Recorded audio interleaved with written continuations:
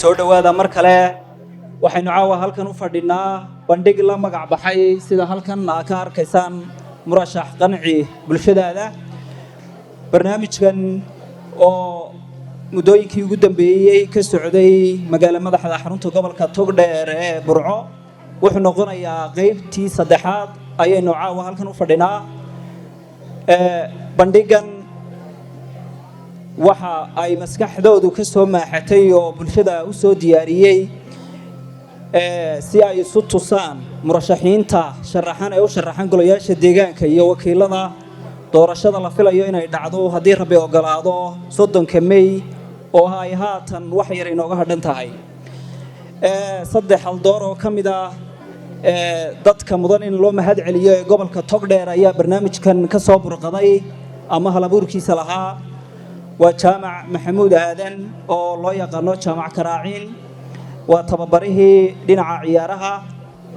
جامع ووضع قران الساوة كالكا فرديا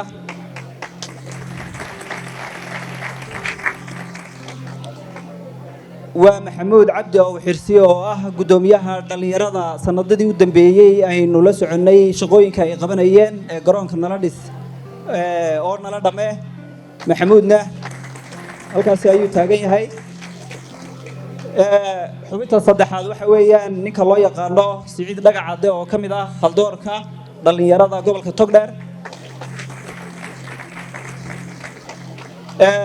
marka laga yimaado bandhiga soo gudbintiisii saddexda halabuur ee gobolka Togdheer ay soo gudbiyeen bulshada si ay isku arkaan bulshada iyo murashaxiinta matalaya golayaasha deegaanka iyo wakiilada waxa barnaamijkani uu ka socdaa oo ka daawanaysaan telefishinada Sab TV iyo Sahan TV waxa mudan ayaguna in loo mahadnaqo oo barnaamijkan maqalka iyo muuqaalka aba bulshada inta halkan ka maqan gaarsiiya warbaahinta Future ayagana aad iyo aad baan uga mahad celinaynaa waxaan kaloo u mahad celinaynaa dhalinyarada iyo groupka ka shaqeynaya DJ Quule oo hogaaminayo ee ka shaqeynaya qalabkan aynu isku maqlayno ama codbaahiyaashan intaasi ka gadaal barnaamijkeena ayaa hadii ay boogolaado aynu toos u gali doonaa barnaamijka caawa waxaynu ugu martiyaa intiina halkan fadhida iyo inta kale ayna daawan doontaba saddex murashax oo u tartamaya doorashada golaha deegaanka ee gobolka Togdheer ama degmada Burco ugu horeyn aan ka bilaabo dhinacayga waxa soo xiga Mukhtaar Cabdi Maxamuud oo ka sharaxan xisbiga ucud una sharaxan golaha deegaanka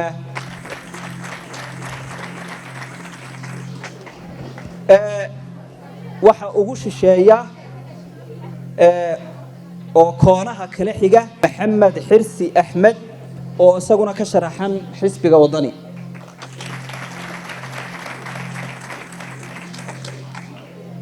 haatan waxa ugu dhaxeeya oo isaguna ka sharaxan xisbi xaakimka talada haya ee kulmiye Xamse Baashe Lande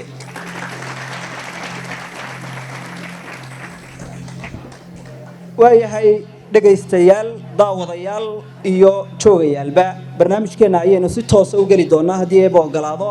barnaamijka caawa waxa idin daadihin doona aniga oo magacayga la yiraahdo Cali Fahad barasho wanaagsan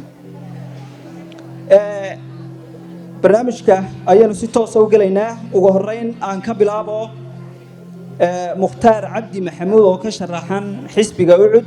mikrofoonada ayaan ku soo dhaweynayaa su'aasheeda ugu horeysan Mukhtaar weydiinayna waxay tahay Mukhtaarow bulshada inta ku daawan doonta iyo intan caawa ku hor fadhidaba ee aad u sharaxan tahay ee aad codka ka doonayso ee haddaad soo baxdo aad matalow noqon doonto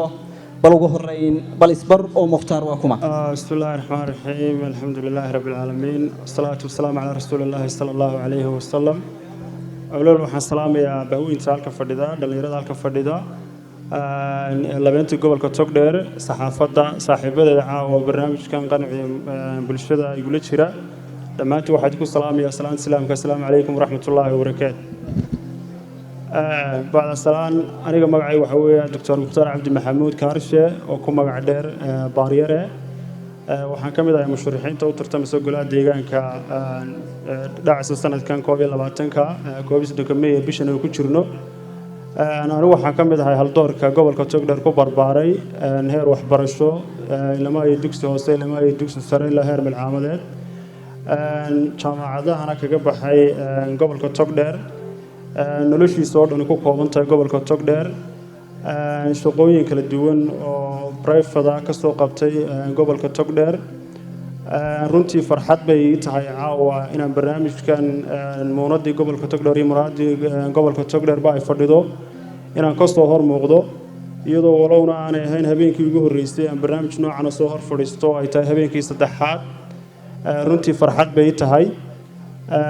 intaasi waxa weeyaan barashadayda iyo muxtaar ahaan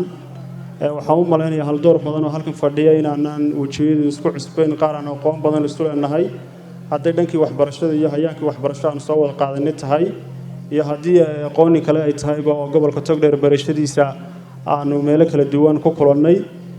runtii waxaan u maleynayaa nidaamkan maanta aanu tartamanay aanu soconno aniga su'aasha kale ka hor dhacayna u maleynayaa inay soo socoto inaan cid maanta arrimaha nooga xoogaalsanayn oo nooga qoto dheer intayada qolqol joogta inaanay jirin oo runtii farxad gaar ah bay noo tahay waxaan caawa halkan kale ka soo jeedin doonaa oo noo qorshaysan ajandayaasheeda iyo wixii nooga qorshaysan inaan burco ku soo korrin doono haddii Ilaahay nafta noo daayo waxaan kala aan dhibsanaynin oo aan soo dhaweynaa qalbi fayow iyo gacmo saliimaba ku soo dhaweynaynaa aragtideeda ka soo maaxatay iyo su'aalaha ay ka soo guuxaya insha Allah ta'ala iyagana waxaan u yeelanaa adkaysi badan runtii maanta kursi kuma fadhino xilmahana laakiinse waxaan musharaxiin xildoona oo jago u tartamaysa marka gobolka Togdheer muunadiisa iyo qoyoonkiisa caawa halkan fadhiya waxaan leeyahay in badan waan isbaran doonaa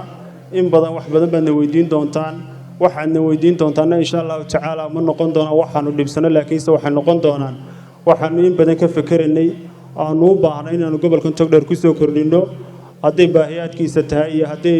waxyaabaha kale nooga muuqdo tahay farxad gaar ah bay tahay caawa inaan barnaamijkan ka soo muuqdo insha Allah ta'ala idinkana waxaan ku rajo weynahay inaan dhisi doontaan oo baalash iyo garbihii aan ku duulanay aan noqon doontaan waayo caawa haddaynan dhammaantiin aayaha gobolka Togdheer ka fikiraynin horumarkiisa iyo waxqabadkiisa runtii halkan isugumaynaan nimaadneen annaguna maanaan nimaadneen idinkuna maydaan timaadeen aqoonyaha halkan fadhiya caawa runtii sidaanu idin soo sharafnay idin soo karaabaynay idinkana bil fadlakum waxaanu idinka codsanaynaa aniga saaxiibada kale fadhiyaaba inaydan codka aad bixinaysaan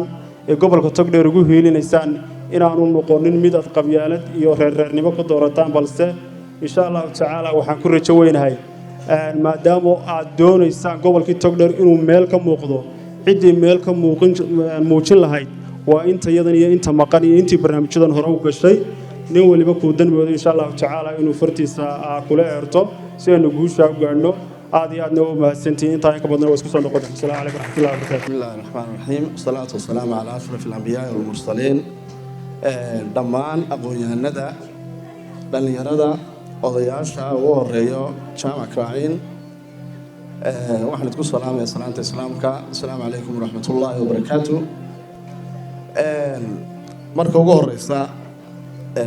su'aasha la weydiiyay haddaan ka jawaabo oo ah xamse waa kuma magacaygu saxan waa xamse baashe maxamed laande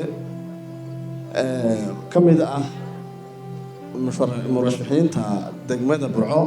ka sharaxan xisbiga kulmiye u tartamaya doorashadan inoo dhacaysa 2022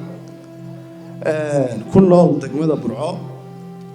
xoogaalna waa degmada maadaama aan degmada ku noolaa noloshayda intii ugu badnayd oo ah maalintii aan dhashay ilaa maanta aan joogo oo ah 2022 waxa weeye waxbarashadeedii laga soo bilaabo malcaamad ilaa jaamacadda heerkeedii labaad waxaan ku qaatay degmada Burco maalinna kama bixin waliba waxaan ka mid ahay barayaasha dugsiyada sare muddada dheer soo dhigayay iyo jaamacadaha gobolka Togdheer jaamacadda dawladda iyo jaamacadaha private-ka ee Golis iyo Alfa iyo Shifo markaa ah bare soo saaray arday fara badan oo maanta ku jirta qaybaha kala duwan ee arrimaha bulshada ka shaqeysa qaar ay ku jiraan fiilkan aan ku jiray macalinimada oo qaarkood ay maanta ila shaqeeyaan oo ay macallimiin yihiin ardaydan soo saaray qaar kalena ay qaybaha kale ee bulshada ay ka midka yihiin markaa maanta waxaan ku faanaya anigu inaan ka mid ahay xogogaalka Burco waxna ku soo saaray wixii ugu qaalisnaa ee la soo saara ama waxa weeye lagu tabcana ku tabcay oo ah arday in la soo saaro dad wax la baro maantana doonaya inuu u tartamo degmada Burco sidii wax uga bedeli lahaa degmada Burco wax cusubna ugu soo kordhin lahaa بسم الله الرحمن الرحيم الحمد لله رب العالمين وبه نستعين على أمور الدنيا والدين وصلى الله على سيدنا وعلى أصحابه أجمعين إلهي بقى ما هذا ودن كدب جامع يتيم كيسة أو سواء بابليها وشتن قرص بدن إيو دبهذا ميديا أنت كدب ومقعي محمد حرسي أحمد محمد عاصم كم قاعد يرهي وحن كل شيء برا ملعمد القرآن كجري ملعمد القرآن كو سفر كيك سكول الذي كعريس بدنايو أما كقرآن بدنايو بدنا وان شجع صدق ملعمد هذا عنها برجع أيان سمري أول يلاحظه معلم حسين معلم إسماعيل معلم قاسم بالك لو نشري markii aan dugsigii hoose bilaabayna dugsi siyaad loo oran jiray halkan imanka laga dhigay baashi maxaa la dhahdaa shop center ma laga dhigay halkan bacdle ayaan galay markii dambana Sheekh Yuusuf baan dugsigii dhexe ka galay tog dheer baan haddana lay bedelay oo uu yara fogaayo tog dheer baan u soo bedeshay secondary Sheekh Bashiir ayaan ka baxay Sheekh Bashiir markaan ka baxayna حمر بانتجي لفولان قلي لفولان مركان لعبرد ملاه دقنية أيام سفر كلا يسوق له أنصار نقضي برعان كسر نقضي وعلى كلا قحي سيدي بان قربا كتجي قل شوك تمية قرب شوك تنها مدري أربعة قل شوك قرب شوك ها لكن وده كور هيو waan joogay intaas aan ka warhayay waxaan ka qayb qaatay dib u dhiska waxaan ka qayb qaatay iskuulada dib loo dhisay ilaa kuwa tuulooyinka dib u dhiska waddankana si fiican baan uga qayb qaadanay waxaan soo tamaniyey oo in badan aan ka fikiraynay magaalada Burco oo dabadhac badan ka muuqdo oo ay sababtuna aan ahayn kaliya siyaasiyiinta xitaa ay qolqol joogtu ay ka tahay number 1 oo badanaa qolqol joogtu waxaan naga xigsanaa waxaan nimankaas war ma hayaan laakiin warkaan hayno war ka badan ma hayaan waayo waxba ka qaban lahayn sanay noqotay magaalada siyaasiga dad lagu ma eego waxba laga qabtaayo de wax weeyaan qofka wala tilmaamaa xataa haday mataqaana waxba laga qaadan waayo de wax weeyaan wala lagu celceliya waxaan tamaniyay dhowr goor inaan mataqaana usoo marino wadiiqooyin kala duwan in magaaladu waxyaabaha ay dib uga dhacsan tahay oo imika Burco iyadu waxay ahayd district 40 sano ay ka horeysay Hargeysa in district noqoto waxa yani dib saa ugu dhigay wax weeyaan waa dadkeeda ama shicib ahaadaan ama siyaasi ahaadaan marka waxa la doonayaa imika wax u fiirsataa dawladda hoose markii aan anigu yiri waan rabaa dadka oo dhan waxay ku dawladda hoose maad ku faraysa war dawladda hoose xaraan baa taala war dhib baa yaala war cadaab baa taala war maxaad u qaban weyday baarlamaanka xaggaas aad ku yar ladintiin qoladin qorba joog waxaan ku idhaahdaa war anigu waxaan rabaa meel aan doonayo in wax ka qabto iyo meel aan garanayo in wax ka qaban karo oo la taaban karo ayaan mataqaanaa idhaahdaa anigu aqli celiya dadka heerka waxa gaarsiiyay dadkeeda dabadhaca ka muuqda Burco isu sheegi mayno CV-gaygu wax weeyaan dugsigaas markaan ka baxay Sweden baan tagay dugsi sare dib leegu celiyay oo Kenya way aqbali waayeen haddana jaamacad baan galay oo cilmiga bulshada konsulka magaalada Stockholm City lahado oo ah magaalooyinka adduunyada ugu quruxda badan malaashan hore soo gashaa quruxdaasina ma dara dheer oo la taagay wax weeyaan environmentka ama cimilada iyo siday dhulkiisu dhexgeliyeen magaalada biyu dhex maraan ee dhirtii waaweynada aydahayd ay taallo ee xoolihii dhex joogaan ee xaafadina xaafad aanay ku qabsanayne xaafad walba ay u dhaxayso baan ka imi konsulkeedan ka shaqeeyey 20 sannadood 1998 baan bilaabay 2019 baan ka ruqsaystaan ka tegey waxaan odhan lahaa waxaan la soo noqonnay caqli badan in aan dhul maray dhaayo male baa la yidhi waxaan la soo noqonnay caqliyo badan suudhan baa beri maxaa la dhahdaa meesha la dhahdo qarnigii 16aad baa waxay u guureen maraykan bay u qaxeen iyagoo gaajo iyo balaayo ka cararay dadkii maraykan u guuray baa xadaaraddii ay soo celiyeen suudhan saa u dhista marka waxaa laydinka rabaa in aad had iyo goor dadka experience kale adduunka maray jiisaan jaanis bale ay ku eegaan balka waxaan saraxan tahay golaha deegaanka ee degmada Burco shaqada taama golaha deegaanka ee degmada Burco maxaad ka fahansantahay 1 iyo 2 iyo 3 maxay yihiin shaqooyinka dowladda hoose u yaala dowladda hoose horta waxa weeye waa muraayadda dowladnimada laga daawado dowlad oo dhan muraayad waxa uu ah marka dowlad sheegayno waa dowladda hoose waxay u xil saaran tahay baahiyaadka ka jira degmada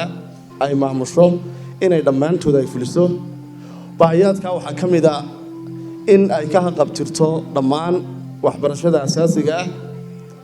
ah biyaha caafimaadka waxyaabahaas oo dhan inay ka qabtirto oo ay tahay waajibaadka saaran dowladda hoose oo uu tilmaamayo xeerka dastuurka jamhuuriyadda Soomaaliland ku yaalla xeer 23 kuwaas waxay ka mid yihiin waxyaabaha dowladda hoose ay ka shaqeynayso maantana ay u muuqato waxyaabaha ayna wax fara badan oo ka jira deegaankeena aan laga fulin kuwaas waxay ka mid yihiin markaa waa kuwa waa su'aal fiican waa waxaan bulshada u soo fadhiistay inaan maanta u cadeeyo waxyaabaha kaga duwanaan doono kuwii iga horeeyay ama waxa weeye xilalkii iga horeeyay maanta waxaanu ognahay dowladda hoose fahanka laga fahansan yahay bulshadeena in far badan oo ka mid ah inay ka fahansan tahay khalad dowladda hoose inay tahay horta meesha koobaad ee degmada laga maamulayo haddii dowladda hoose la hagaajiyo oo dowladda hoose shaqadeeda ay qabsatana ay degmada guud ahaan iyo gobolka guud ahaanba uu horumarayo ugu horeyn waxyaabaha aan doonayo inaan wax ka bedelo inagoo u baahan inay degmadeenu oo hesho wax soo saar waxa ka mid ah waafayo dhowrka iyo nadaafadda iyo bilicda degmada inaynu hagaajino nadaafadda degmada iyo bilicdeeda marka magaalada la yimaado ee la arko magaalo bilic leh nadaafadeedu ay fiican tahay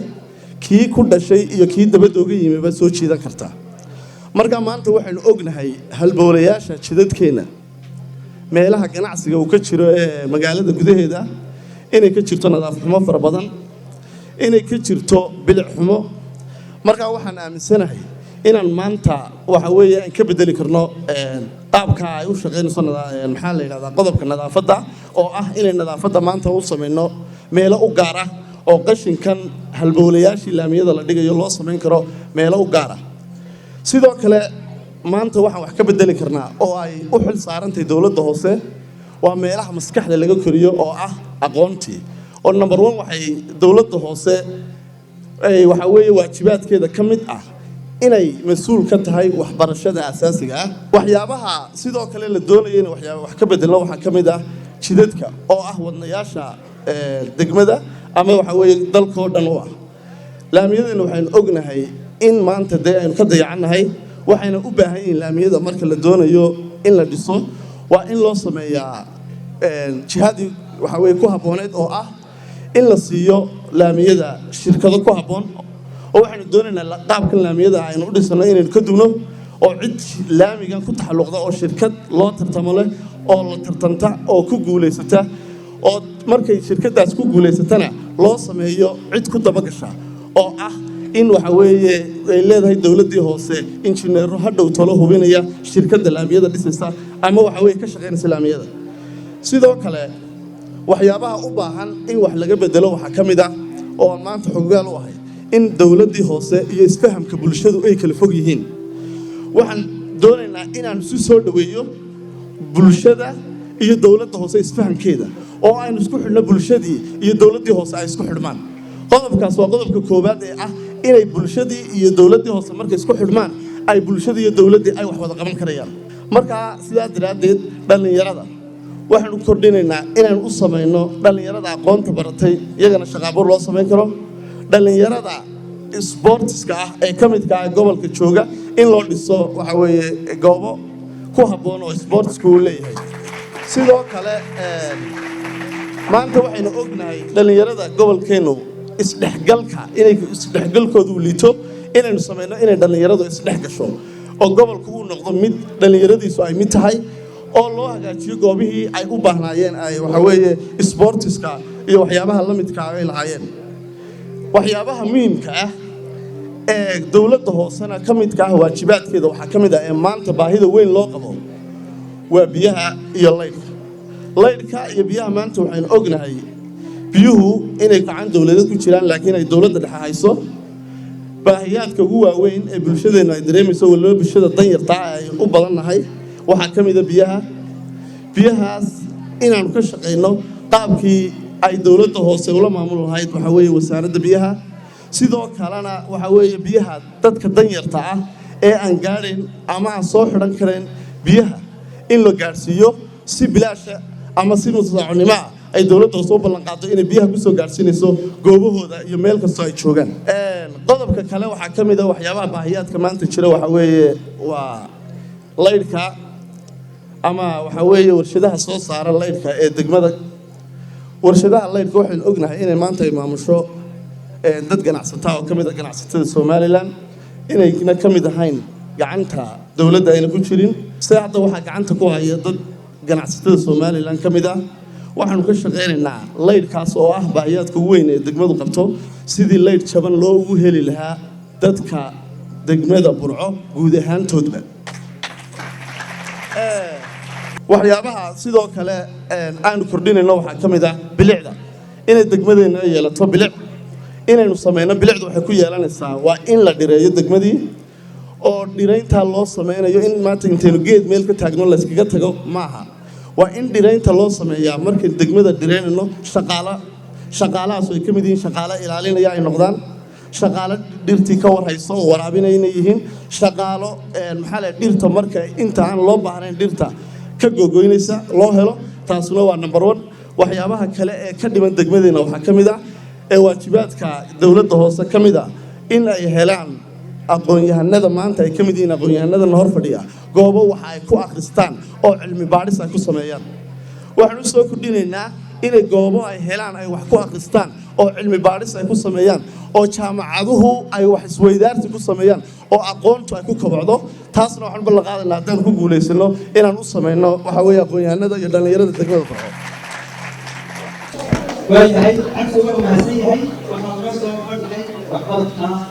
uu balan qaaday oo loo xamin badan. cabsi waxaa doonayaa maqarqoonada aniga waa weydiin saddex su'aalo kaa weydiin ummadda nin kooban. waxaan doonayaa saddexdaa su'aaladan weydiinaya inaad ku soo koobto 2 minute. ugu horreyn waxaad tiri waxbarashada ka bansiinaya xaggee ka keenaysaa ka bansiinaysaa saduuqyaro ka saaraysaa tayada badan شقة أول كان صغيرة سيدي بس قبل قصنا بدوري ده صار شغال سياسة بس قشة كانوا نحسها وين سؤال شو في الحال بيجي الولايات هي الخصبة يلا دوري هوسة هو أين الولايات جميلة وانا قررنا له تاني ما في الخصبة بتفتح سبب واحد قبل إنسان هذا قبلنا أي نوع horta su'aalaad weydiisay oo waqtigaad siisay iskuma filla waqtiga hortoodii kordhinaysa. waxa weeye su'aasha koowaad haddaan ka jawaabo su'aasha koowaad waxa weeye kabka waxbarashada. horta dowladda hoose iyadaa mas-uul ka ah waxbarashada asaasiga. sidoo kale waxa weeye inay kab siiso jaamacadda dowladda. kabkaas wuxuu ka imanayaa waa cashuuraha ay dowladda hoose qaado ee hooyooyinka laga soo ururinayo waa cashuuraha laga qaado guryaha ee albaabada maalin walba lagala soo baxayo cashuurahaas baan ururinaynaa cashuurta dadka dadweynaha laga soo qaado ayaanu ku qabanaynaa waxyaabaha baahiyaadka ee degmada laga qabo hadday tahay waxbarashadii asaasiga ahayd iyo hadday tahay kab inaan ku siino oo weliba ay mas-uul ka noqonayso dowladda hoose waxbarashada asaasiga iyo jaamacadda dowladda maxaa la yidhaha jaamacadda burcaba taas waxay ka imanaysaa waa cashuurta ka soo baxaysa cashuurtii laga qaaday dadweynaha oo ay ka mid yihiin ganacsatada ganacsiga ku haysata meheradaha haysata ganacsatada maxaa la yidhaahdaa ganacsiga waaweyn haysata guryaha lagu cashuuro ee degmada burco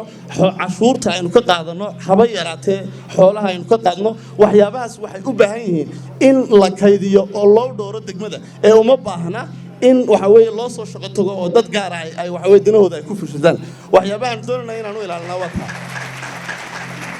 qodobka labaad su-aasha labaadeed weydiisay ee ah bilicda iyo laamiyada maanta laamiyadeenna waxay u baahan yihiin waxay degmadeenna aynu ka qaadanaa waa cashuur sidoo kalena waxaa jira mashruuc la yidhaahdo GBLG oo waxa weeye hay-ado iyo dowladda dhexe ay bixiyaan mashruucaas waxa inta ugu badan lagu bixiyaa oo degmada marka la keeno lagu bixiyaa mashruucaas waa in lagu dhiso wadooyin maanta wadooyin way jiraan oo wadooyin waa la sameeyey oo la dafiri maayo wadooyin fara badan oo magaalada ka mid ahayna burbur baa ku jira laakiin waxa la doonayaa wado waafaqsan wadooyinka caalamka ay dhistaan oo leh meelihii ay biyuhu marayeen karantiin ama wax loo yaqaano maxaa la yidhahdaa waqti ay wadadaas lagu qiyaasi karo oo ay keeni karto maxaa la yidhahdaa burbur la yaqaano oo loo dhiibo shirkad loo tartamo oo shirkad soo baxday oo tartan gashay dabadeetna shirkadaas markii laamigii dhisto lagaga daba tegayo oo dowladda hoose samaysanayso dad injineer ah oo ka hubiya laamigii la dhisay taas waxay keenaysaa markaa isdabagalka lagu sameeyo in laami tayo leh uu soo baxo oo laamiguna hadhow tiran markuu roob soo doono laamigii naga burburin laakiin maanta waxayna haystaa laami baa la dhigaya laamiga cid dhistay ma jirto shirkad qaadanaysa ma jirto qof baa qaadanaya qofkaas shirkadu la heshiinaya shirkadu la heshiiyay baa laami dhisay laamiga carratuul buu noqonaya markuu roob soo daadkii baa qaadanaya maanta laakiin waxaan u baahannahay laami ay dhisaan shirkad u tartanta shirkadaasna lagu dabagalo taas waxay noqonaysaa markaa in laamiyo tayo leh ay ka soo baxaan degmada qodobka labaad inaynu hagaajino maxaa la yidhaahdaa bilicda degmada waxay ka mid tahay meelaha muuqaalka soo jiidanaya dadka degmada u dhashay iyo dadka meelo kale ka yimaada markay yimaadeen degmadooda oo imanaysa shaqa abuurka markaynu leenahay shaqa abuur baynu u samaynaynaa dhallinyarada waxaanu dhiirigelinaa inay shaqo helo ay shaqo helaan oo shaqo ay ka helayaan dowladdu ma aha markaynu leenahay dowladda hoose oo keliya waa dowladda dhexe oo ku jirta waxa ku jira in shaqo abuur loo sameeyo oo aan ku dhiirigelino aan waxa weeye ka qayb qaadano ganacsatada magaalada ku nool inayna ganacsigooda gaar ayna ugu noqon dad iyaga isxigaan ee dadka waxa weeye shaqooyinka la qaadanayo dhalinyarada guud ahaantood loo wada qaato halkaas markaanu aanu sameynayno in ganacsatadii iyo dowladdii hoose iyo dowladdii dhexeba aanu kala raadinayno shaqo abuurka oo in dowladda hoose kaliya inay ku madax bannaanaanay أيه. واحد في الدولة الفلسطينية وقريب مستقبل سكة الله يحسن غير حي كالدولة. ضد ما بتش توسع وقال له صفر من ما dadka lagu joojoobi maayo goobaha centralska ama goobaha ganacsiga gaarka loo leeyahay waxa ka baxa shaqooyinka maanta waxaan u baahannahay dadkeena horta inaynu barno wadaniyada inaynu ka baxno qabyaaladda waxyaabaha aafada inagu waxa weeye waa qabyaalad in dadkeena horta ay barno wadaniyada dadkeena aqoon-yahanka ah dad fara badan oo aqoon-yahan ay degmadeena jooga dadka aqoon-yahanka ay degmada jooga waxaynu u furaynaa training iyo tababaro lagu jeclaysiinayo horta wadaniyada oo lagaga fogaanayo qabyaaladda sidoo kale waxaynu keenaynaa ganacsiga waaweyn degmada ku haysata ee shaqo abuurka dhalin karta ee qofkii u furi karta ganacsi intay dhaqaale siiyaan ama ganacsi u abuuri kara sida shirkadaha waaweyn ee maanta jiraba waxaan kala raadinaynaa inaan dhiirigelino shirkadaha ganacsiga waaweyn haysta inay dhalinyarada u abuuraan ganacsi annagoo aan dowlad hoose ahaanna ku taageerayna kala qayb qaadanayna ganacsi abuurka ay dowladda ganacsatada ay samaynayso مشرح محمد العسل سولو سؤال كويتين واحد هاي واحد قصدي إن شغل الدولة الفرنسية تقنّه وخصوصا شقيسي ظهر هم مرينا خصوصا شقيسي waxay kaa doonayaan bal inaad bulshada camal u sheegto mataqaanaa wax soo saarka dowladda hoose ee degmada Burco GDP-ga gobolka Togdheer. bismillaah waxaan hayaa barjetkii u dambeeyey sanadkii u dambeeyey halkan waxaan ku hayaa $2,400,000 oo u dhiganta 27 milyan oo shilinka Somaliland. markaan arrintan raadinayay waxaa soo baxday inaan 50% cashuurtii la ururin lahaa aan la ururin. marka inta su'aashaas kugu filan ma filaya jawaabtaas. waxaad sheegtay markaan cashuuro badan oo qaadlay jirin. Absolutely. 27 milyan ee aad sheegtay iyo baahiyaha Burco ka taagan ma iska geynaya markaan sidee wax loo qaban karaa? runtii wax walba waxay ka bilaabmayaan maamul wanaagsan. waa in maamul la helo horta marka ugu horeysa. marka maamul la helo check and balance waxa la yidhahdo la helo ama isdabagal waxa beeqaamaya waqtiga iyo lacagta iyo caqliga iyo mataqaana waxaanay soo dhaweynaysaa in dowladdii hoose uu dadkii ku soo xidhmaan oo ay wanaag badan ka filaan. waxaa kaloo iyadana imanaysaa waxay u baahan yihiin dadka facility-ga u baahan yihiin ama mataqaanaa waxay uga baahan yihiin in loo fududeeyo oo maamul wanaag wuxuu keenayaa in la sameeyo dowlado hoosoo badan oo aan taasoo keliya ahayn waxyo fara badan la sameeyo waxyaha la activate gareeyo la nooleeyo inay shaqeeyaan ay noqoto halkii qofka uga baahan lahaa marka October ka yimaado inuu dowladda hoose suuqa yimaado ta October ay u dhamayso wixii taasina waxay keenaysaa kalsoonida dadku inay soo laabato. anigu waxaan bilaabayaa intaan ku kafeyn maayo arrinta dakhliga inaan ururiyo ka badiyo kan oo 100% ma odhan karee bal 70% ama 80 soo gaarsiiyo. waa qodobka labaad in aan u sameeyo si aanay lacagtaasi u beertaroobin meel kale u qaban in akoonka dowladda hoose ku soo dhacdo oo ay sideeda u timaado. wallaba waxaa la doonayaa in dadka la wacyigelin imanka ma jiraan Burco iyo waddankaba wacyigelin binaa ka dhaxaysa dadka iyo dowladda. anagu berigaan yaryarayn dadka wacyigelin baa lagu haystay xoog baa laguma haysanay iskaa wuxuu qabsada wacyigelin baa lagu waday dhaqaale ururinta wax walba iyagaa dadku la soo ordi jiro baan jiray. marka in loo sameeyo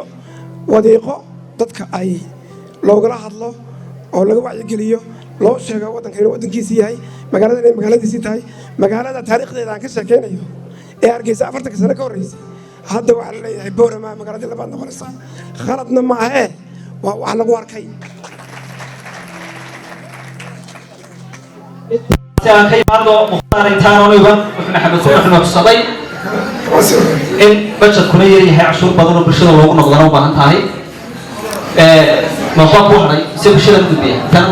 waxaan ku dari lahaa labada qodobkii hore maamul wanaag ahaa iyo kii dakhliga ahaa oo dakhliga laga hagaajinayo isagana waxaan ku dari lahaa arrimaha bulshadu aad buu guda ballaadhan waxbarashada ka mida caafimaadka ka mida xanuunada maalmo dhowtan guryaha gargaraacayay dadku inta bannaanka joogtay inta guryaha joogtay xanuunsanaysa oo isleegiin waxaan tayeynaynaa dawooyinka waxaanu dabagelaynaa dadka dawooyinka keena waa ku dabagelaynaa dawadooda masaxba miyay dhacday mise soo jeedaa waxaanu dabagelaynaa hudheelada cuntooyinka kareeya innagu restaurant baan u naqanaa ee kijinadooda aanu haysanba ina wixii meesha cuntada ku karinaya ay tahay waxaanu dabagelaynaa aanu dhisaynaa hagaajinaynaa saribada yaa arkay saribada maalin wax ka cunna yaa arkay ilaahay yaabba kuu keenaya saribada haddaad gashaan nin walba halkan fadhiyaa iyagana walba halkan fadhida malaa gabdhaha ku dhaamee wuxuunbay dee meeshaan laga soo iibiya waxbaa la cunaa laakiin cunta bay idma dhadhan haddaad tagtaan saribada waxbaanu ka qabanaynaa waanu hagaajinaynaa markaanu hagaajinno waxaanu ku dabagelaynaa dadka nin walba booska la siiyey haddii booskiisa uu iskagoobo waa la ganaaxi doonaa sidaasaynu ku hayn doonaa quruxda magaalada arrimaha way saameynayaane waa inaynu ka hortagnaa iyagoo dhan sidaynu ka hortagayna regulation waa in lagu sameeyaa iminka bajaajta magaalada joogtaa waa malaa waa 10,000 dee kuma fille malaa 500 baa ku filan lahayd dee haddii marka la yareeyo iyaguna shaqayn laaya dadkan ay jiirayaan intana raadinayaan qofna may raadiyeen marka shaqayn laaya waxaanu samayn doonaa meel ay ka baxaan oo loo xareeyo iyo keliya joogaan waxaanu samayn doonaa meel basas ka baxo waxaanu ka hortegi doonaa dadka hubka iska sita ee mataqaana torriya sita ee midiya sita ee makala howlaha keenaya allahu akbar إن شاء الله تعالى سيدان سيفيغا يكون شاقيبا أنا وحاري مختار عبد محمود إن شاء الله تعالى هديان شاقدا كسو بوحو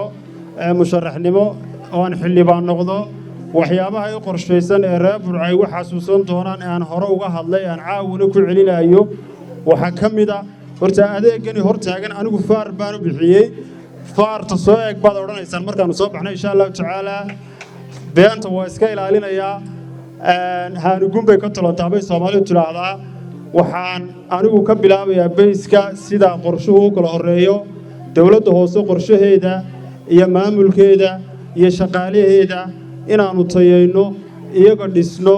haddii kuwa cashuuraadka soo ururaya tahay haddii waaxooda kala duwan tahay intaba marka la tayeeyo ee dawladda hoose iyadu muunad yeelato ayay gobolkii wax ka qaban kartaa laakiinse haddii gobolkii togdheer dawladdiisii hoose 13 xildhibaan oo kala socda mid uu la shaarkiisa reerkiisa gashay yahay mid uu la kii xisbiga gashay yahay ay 13 kuwa meesha tagaan mid uu la mushaharkiisa qaato maayirkii maayir ku-xigeenka iyo xoghayuuna arrimahooda wataan taasi waxay keenaysaa in gobolkii aragtidiisa iyo dunuuftiisa iyo waayihiisii ay halkii taagnaan insha Allah tacaala anigu ka mukhtaar ahaan qorshaha yaala waxa weeyaan horena ugu ballan qaaday inaan haddii aan hormuudka ama maamulka dawladda hoose ka mid noqday oo waan soo jeedinayaa waana ku dhaqmayaa haddii aan xubnaha ka mid noqdo xildhibaan noqdana insha Allah tacaala iyadana saaxiibadayda iyo maayirka iyo maayir ku-xigeenka iyo cidda fulinta markaa noo qaabilsan waxaan ku qancinayaa baahi kastoo aan soo tabiyo iyo waaqac kastoo gobolka togdheer tabayo insha Allah tacaala inaanu meel marino anigu waxaan ballan qaadayaa insha Allah tacaala in nadaafadda aanu runtii horta ku dadaalo nadaafadda gobolka markaanu ka adkaano aan waxyaabihi kale soo gudubno hadday jidadkii tahay hadday waxbarashadii tahay iyo hadday caafimaadkii tahay haddaba aniga bilicda gobolku si ay u muuqato waxaan ahay takhaquskaygu waa xanaanada xoolaha magaaladii waxa buuxdhaafiyey waa xoolo siiba bahal aynaan lahaan jirin oo gobolada galbeedka joogi jirto loo la yiraahdo ayaa runtii aad iyo aad sanadahan u dambeeyay haddaanay konton ahayn maanta halkan caddaan hortiisa konton baa taagnaa loo ah waan fajacay waxaabaan si loodii dee berbere odhan jirtay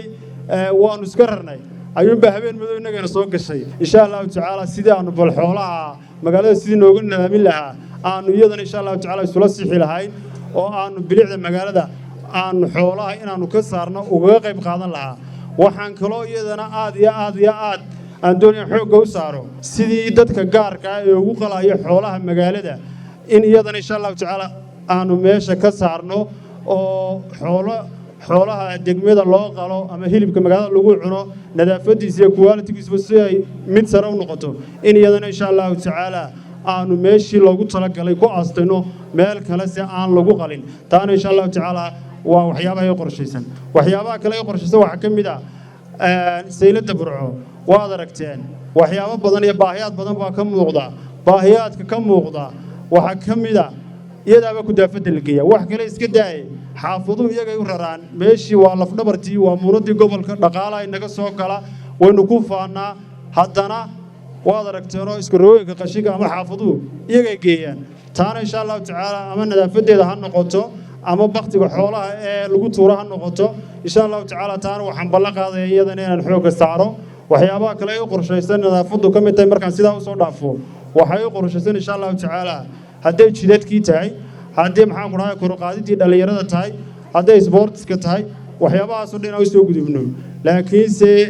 waxaan leeyahay reer burcooy haani gumbay ka tolantaa haanta markaynu tollo ee inagu isdhisno ee bayska hoose iska dhisno aynu meel hiigsano insha Allah tacaala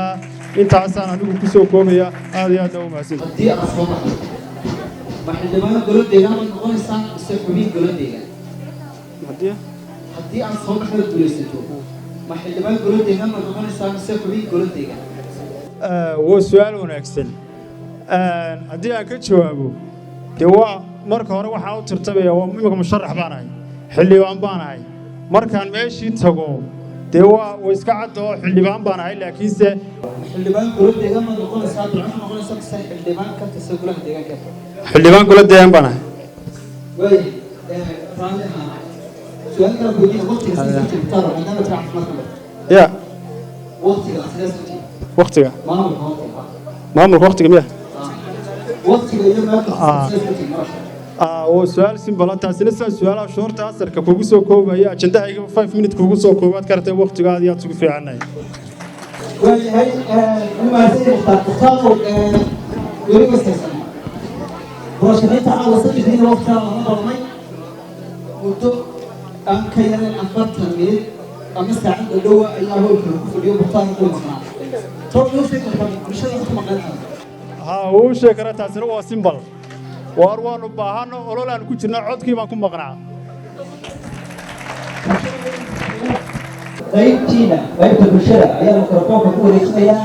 bismillaah dhammaantiina waa idin salaamaya horta salaanta islaamka idinku salaamaya anigu waxaan ka mid ahay ardayda dugsiga sare dhigata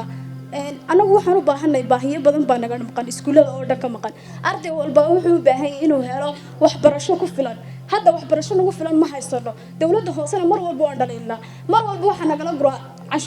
cashuurahaas meel allaaliya meel ay ka socoto ma garanayno waxaan u baahannahay ardaydu waxay u baahan yihiin keligii inaan ka hadlo maaha ardayda iskuullada dhigata oo dhan waxay u baahan tahay inay hesho goobo waxbarasho oo tayo fiican leh musharaxiinta su'aal baa weydiinaya waa niman wadan waa niman wanaagsan waa niman u istaagay ummadooda inay wax u qabtaan bal caawa waxaan doonaynaa ummaddaasoo dhan ha dhegaysatee musharaxa odhanaya haddii aan ku guulaysto oo kursiga aan fadhiisto waxaan ballan qaadayaa si aan ummaddaa waxooda aan iskaga ilaaliyo waxaan ku shaqayn doonaa mushahar la'aan ayaan ku shaqayn doonaa inaad noqotaa keebaa odhanaya caawa magacaygu waa xuseen ibraahim aadan xuseen codka waxaan weydiinayaa waxaa jira ganacsiyo laamiga dhexdiisa lagu ganacsado tacadiyo badan bay la kulmaan maxaa idinka qorshaysan tacdiyada ay la kulmaan ganacsatada yaryar laamiga magacaygu waa barwaaqo xirsi muuse waxaan ka mid ahay dhalinyarada halkan fadhida ma garanaysa markaa waxaan ku weydiinayaa saddexda musharaxba hal su'aal baan rabaa inaan weydiiyo waxaana tidhaahdeen burcan wax u qabanaya burco hantideedii waxay ku maqan tahay gobollo kale cashuurta aad ururisaan waa 500 laga ururiyo hooyada maanta bacadka fadhida ta bacadka fadhida cashuurteeda mushahar baad u qaadanaysaa mise burcada wax ku qabanaysaa maxay idinka qorshaysan aad iyo aad baan salaamaya mar labaad bulshada halkan ku kulantay waxaa ugu horeysay كل سؤال وصدق هذا السؤال أفرد سؤال دو حملة جنرال بيانو صدق مشرح مولا نحن جاي إلى تا نقول رئيس برواقه وحكى هذا الشيء دنك وحبر الشذا برواقه وحبك كامو وينينو ونقول رجنا باهيات وحبر الشذا كتاجن إن شاء الله تعالى وحياة العرب وضعي كم تهاي تعديل سكول هذا كوكعان haddii kuwa dawliga tahay haddii kuwa gaarka loo leeyahay tahayba insha Allah taala mas'uuliyadoodu iyo maamulkooduba insha Allah taala cilaaqaad dhow oo la sameyn doona tan goobaha waxbarashada ee tiriyay iyadana waxaan u baahnay goobo waxbarasho tayo leh waa tan laga dhawaajiyay kullay musharaxiinta 39 musharax ee golaha deegaanka u tartamaya aba nin walba wuxuu ku soo celceliyaa library baan dhisayaa aqoonyahanka gobolka Togdheer ay iska dhaxarkaan oo ay ku kulmaan إن شاء الله تعالى كان وحنا كرة شوينا هنا نقول يسنو مر هدي أي واحد يجب كده حقول حيو محمد محورة مستقبلك ونور نتوسق مشرح ورتنا سليم محمد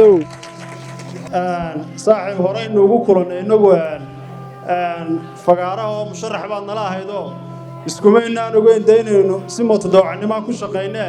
تعالوا قوم تدوعنا وكم شقينا marka insha Allah taala waxaan ballan qaadaynaa oran ma yacaaw mushar laan ku shaqeyn ma aniga muxtaar ahaan laakiin se waxaan ballan qaadayaa waxyaabaha reeban ay ka mid tahay mushaharkeyga dhaafsiisan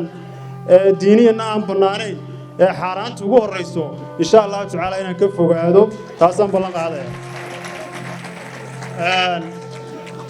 xamse wuxuu weydiiyay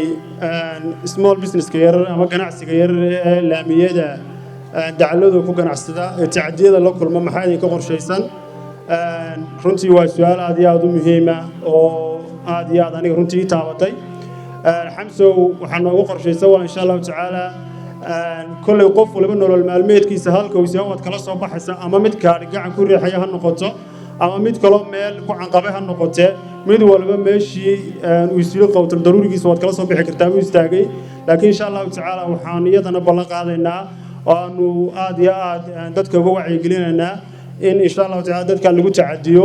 waxaanan isku daynaa weliba goobo cayiman oo iyagu gaar u leeyihiin insha allahu tacaala inaanu iyagana u furno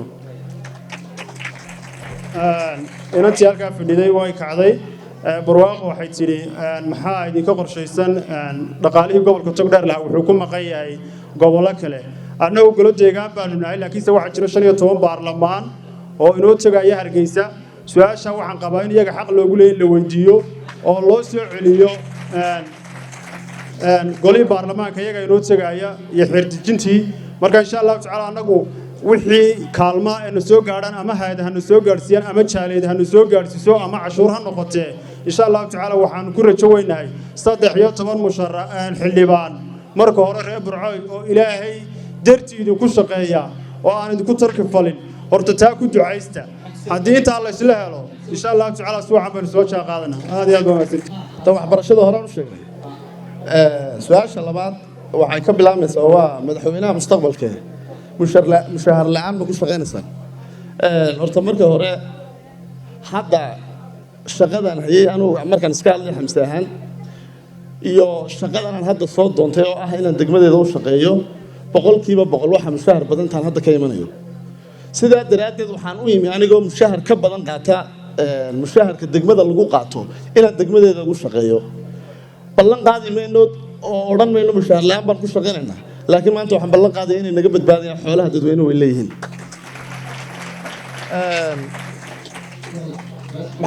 su-aasha labaad waxaa i weydiiyey xuseen ibraahim wuxuu yidhi burco raalli geli kala qaybsanaan baad ku sheegtay xuseen waxaan u malaynayaa inaanu hadalkayga fahmin burco kala qaybsani kuma sheegin laakiin waxaan idhi burco midaysan baynu rabnaa burco kala qaybsan ma rabno qodobka kale ee ah maxaa idinka qorshaysan tacadiyada dadka danyarta ganacsiga ku haysta meelaha aan habboonayn waxa weeye dadka waxa nooga qorshaysan inaanu siino goobo ku habboon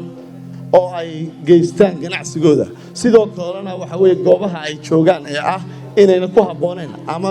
samaynaya bilaxumada deegaan ku keenaya inaynu ka samayno iyagana tacadi loo geysan dowladduna ay mas-uuliyaddeeda qaadayso goob ku habboon ganacsigooda yaryar in loo abuuro barwaaq cabdinuur waxay ka hadasheen waxbarashada goobo tayo leh iyo tacadiyada horta tacadi lama aqbali doono ilmo iskuul loo diray inuu tacadi meesha ka dhaco lama aqbali doono halka u dambaysa la tegaynaa inay laga daayo carruurta tacadiga qodobka labaad waxa weeye ninkii odaga ahaa musharax ahaa isna wuxuu yidhi mushahar la'aan ma ku shaqaynaysaan taas mission impossible baan aqaan anigu qofka waxaadan kare dadka looma sheega moogtay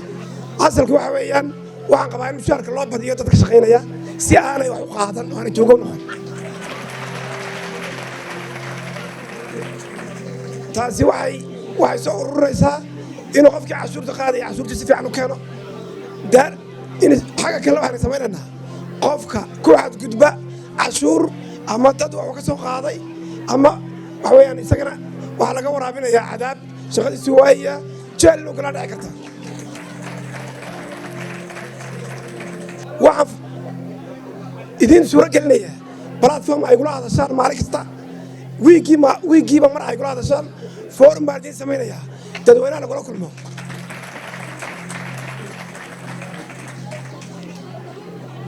xuseen ibraahim ganacsatadaasi iyagaa fawdaa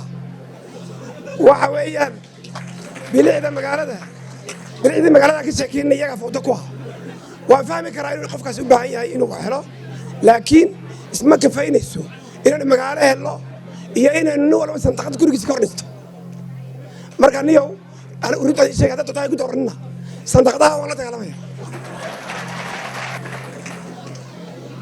instead waxaan samayn doonaa meel sidoo walaalkay sheegay meel ay ku ganacsadaan hadday anfacayso inantii barwaaqo su'aasha ka jawaabaya war anaa ka jawaabaya niyo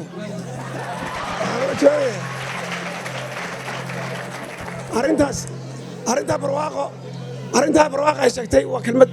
waa su'aal aad iyo aad u wacan ilaa qurbaan meel walba wax lagaga hadlaya barco dulman tahay cashuurteedii baa la qaata magaalooyinka lagu dhisaa waa laga hadlay tifiyada dhowr goor baa laga hadlay annagu arrintaas dowladda dhexe u taala runtii laakiin waxaanu cirkiiyo dhulkaba u maraynaa oo aanu weliba xildhibaanada imika aynu doornay baarlamaanka u maraynaa inaanu soo dhacsanno cashuurtaas wabillahi tawfiiq saddexda ninba waxaa weydiinayaa maxaad golaha deegaanka hadda jira kaga duwanaan doontaan saddexdiinuba idinkoo bulshada burco u faahfaahinaya ood mahadsantihiin magacaygu waa mukhtaar maxamed cabdi waxaan si isku mid u weydiinayaa saddexda musharaxe golayaasha deegaanka degmada u tartamaya magaalada sanad walba marka roobabku ay da'aan waxaynu dhib badan kala kulannaa meelihii waddooyinkii la marayey iyo meelo badanoo aad u qashin yaallo xaalad caafimaad ka dhalato iyo biyo ku soo jaba santarka magaalada iyo xaafadahaba khasaare naf iyo maal balena way geystaan si aynu mar walba dhacdo ay soo noqnoqotaa waxaa idinka qorshaysan oo aad ku wajahaysaan dhibka gobolkaas magacaygu waa nimco maxamed su-aashaan weydiinaya saddex musharax waxa weeyaan waxaa jabay biriish ay bulshada aad ugu baahnayd oo isku xidhay dhakhtarka weyn iyo magaalada kale biriishka maxaa idinka qorshaysan horta waxaan la hadlayaa inanka la idhaa maxamed case adiga oo noo ah anigii dowladda adigoo noo dhaxa nama odhan kartid dowladda dhexe baa ku shaqaa waayo waxaan kuu doortay inaad aniga iga cod qaado oo dowladda dhexe aad iigu hadasho su-aashaydu waxay tahay waxaa jira hooyooyin maalin walba laga qaado lacag xataa qaar anaa u taagnaa iyada oo la xidhayo maxaa idinka qorshaysan cashuuraha laga qaadayo sariibadda adigoo maxamed oo kale uu ka hadlay wuu og yahay labadiinna kale waxaan u malaynaya isagoon dalka joogin buu idinka xog ogaalsanaaday maalin kasta su-aasheedu waxay tahay cashuurta laga qaado dadka ee xataa albaabada reeraha loogala baxo ee aad leedahay adigu waan hayaayo way baaqatay wax baaqatay ma jirto waa wax la cuno adiga maxaa kaaga qorshaysan adiga ahaan maxaadna ugu qabanaysaa cashuurtana laga qaado magacaygu waa cabdimaalik cali cawil waxaan ka mid ahay dhalinyarada magaalada burco saddex xildhibaan horta su-aal baan weydiinaya kuman oo dhammaan ka wada dhexaysta su-aashaas waxaa weeye xildhibaanadu markay musharaxiinta yihiin aad bay u cud macaan yihin waxaa weeye ballanqaadyo fara badan waxyaabo badan bay dadka kusoo dhaweystaan laakiin hadhow meesha markay tagaan way isbedelaan kuwii horena saasay ahaayeen saddexdiinnan kuwii kale imika ma hayna horta maxaan idinku aaminaa waayo kuwii hore been bay noo sheegay su-aasha ugu horreysa uuna weydiiyey sacad maxaad kaga duwanaan doontaan xildhibaanada imika fadhiya aad bedeli doontaan haddii ilaahay jagadan ugu guleeyo su-aasha in badanna waan ka hadlay caawana bulshada waan ugu celinayaa anigu ka mukhtaar ahaan waxaan ballan qaadayaa oo kaga duwanaan doonaa haddii ilaahay jagada ay u guuleeyo aad ugu xasuusan doontaan inaan dhegihiinna idiin furo baahidiinna dhegaysto waxaad doonaysaan iyo waxaad tabaysaanba aan idinka qaada insha allahu tacaala su-aasha mukhtaarna weydiiyey ee ku saabsan daadka magaalada ku soo dhaca mukhtaarow taa waan kula qabnaa in badan kabahayga waan ku dhex marnay waana noo muuqataa horena kulley anu waan uga hadlay caawana waan ku celinayaa moosko magaalada koonaha shuu kaga yaalay hase ahaatee waxaad moodaa sanadii u dambeeyey in daadka magaalada soo gelaya oo aad iyo aad u batay waqti xaadirkan oo imika xilli roobaadkii ku jirno anigu waxaan meesha ka saaraya intuu cagafcagafyada hor cararno intaanu saa ku nidhaahno daadkii baanu soo moosnay laakiin insha allahu tacaala iyadana ciddii khibraddeeda lahayd iyo injineeradii jahayn lahaa ee magaalada biyaha ka jahayn lahaa ee dariiqaa jeexi lahaa ayaanu insha allahu tacaala idinla kaashan doona laakiinse waxaan meesha ka saaranaa intaan ani iyo xamse iyo de maxmed haddaanu istabagalo soo baxno aanu saxaafadda kaxaysanno nidhaahno maanta waxaanu jahaynay daadkii laakiinse ciddii khibraddeeda lahayd ee daadkaa jahayn lahayd ee waxaasi si aanu dib inoogu soo noqdeen maanta maalintaa gacanta lagu hayo aynu ugu tabci lahayn ayaanu insha allahu tacaala iyadana aan ballan qaadana haddii la nafta noo daayo nimco waxayna weydiisay nimco maxamed biriishka ceelgoonni maxaa idinka qorshaysan isagana insha allahu tacaala kolley nimcoy waa baahi jirta waa baahi muuqata runtii aad iyo aad reer burco ugu baahan yihin aanu aragno laakiinse insha allahu tacaala wax kastoo horumarka gobolka togdheera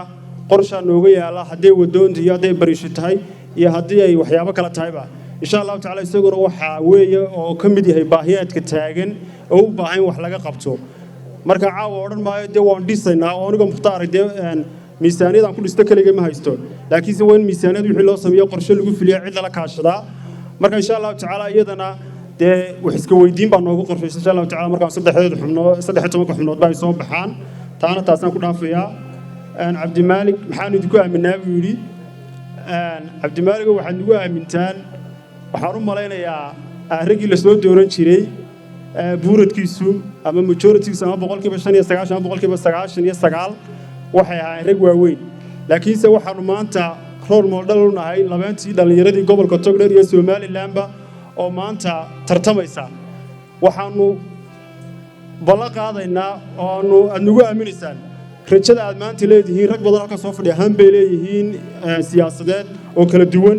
rajada dhalinyarada ee maanta naloo egmaday insha Allah tacaala inaanan dayicin oo rajadiina sidii aan u rumeyn lahayn oo horumarkiina u rumeyn lahayn oo maanta maalintan halka ka dhaqaaqano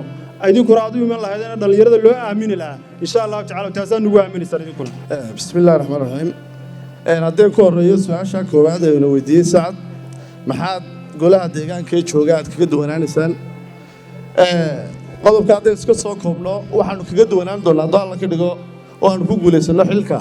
inaan isfahansiino bulshadii iyo dawladdii hoose ee u shaqeynaysay taas number 1 hadday noqoto oo bulshadii iyo dawladdii hoose ay xiriir toos ah wada yeeshaan oo qaybihii kala duwanaa ee bulshadu ay xiriir toos ah la samayso dawladdii hoose waxa imanaysa in shaqo wanaag meesha uu ka dhasho markaa taasaanu sameynayna taasaanu kaga duwanaan doonaa dal la ka dhigo qodobka labaad mukhtaar ina weydiiyey roobabka daa iyo daadadka ku soo jaba degmada waxaan ognahay maanta oo waxyaabahan markii hore ka hadlayay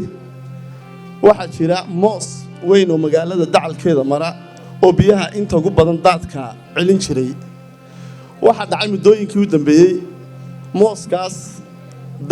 dan gaara leh baa moosaskii jabiyey oo seerooyin iyo maxaa la yiraahdaa dhulal gaar ah ka samaystay waxaan wax ka qaban doonaa mooskaas in dib u dhis lagu sameeyo oo sidii uu hore u ahaa loo sameeyo dadka dhulka gaarka ka dhintay ama seerooyinka ka xidhana in laga qaado iyagana waxa weeye ay ku mitoosan doonaan ciqaab qodobka labaad ee ah laamiyadan biyaha keenaya waa qodobkeenu ka hadlaynay ee ahaa laami xumada ama dhismo xumada laamiyadeena dhismo xumada markay leenahay waa sida loo dhisay laamigii in laamiga marka hore la dhisay loogu talagalo meel biyuhu marayaan loogu talagalo maxaa la yiraahdaa laamiga waqtiga uu dhisnaanayo haddii laamiga loogu talagali waayo laami garantiin yeelanaya inuu ahaado ama laami biyihii qaabkii loo dhisay ee biyuhu ama biyo mareenka maxaa la yiraahdaa ay mari lahaayeen ayna lahayn de biyihii way naga jabinayaan laamigii marka waxaa nooga qorshaysan horta laamiyada waxa dhisaya shirkad ku habboon laamiyada uguna dhista qaabka ugu habboon ee caalamka laamiyada ay u dhistaan taas waxa weeye taasaan kaga jawaabaya su'aasha ah nimco maxamedna weydiisay biriishka jaban waa biriish loo baahnaa waana biriish la fuliyey biriishkaas dhismo xumaa heshay qaabka loo dhisay haddaynu hadda soo eegno waxa weeye shirkaddii dhistay isma odhanaysid qof injineer bartay baa dhisay maxaa yeelay meelihii ay biyuhu marayeen gidaaradan ama rukunadan u taagan biriishka haya dee waxaa lagu dhexshay in ka yar 1 mitir baad u dhaxaysa biriishkuna waa in biyahan cidhiidhi markay sameeyaan dee biriishka way duminayaan biyihii horta markaa taas waxay noqonaysaa dee waa cidda dhisaysa ay mas-uuliyaddeeda tahay markaa biriishkaas in dib loo dhiso oo bulshadu ay u baahan tahay cid maxaa la yidhaahdaa mas-uul ka noqota ama cid ay khusaysan aan u dhibno ayaanu rajaynaa hadduu alla ka dhigo aan ku guulaysano su-aasha ah cabdimaaligna weydiiyey ah maxaad idinku aaminaa oo aad waxa weeye maalinkaas shadhaxantihiin waa hadal macaantihiin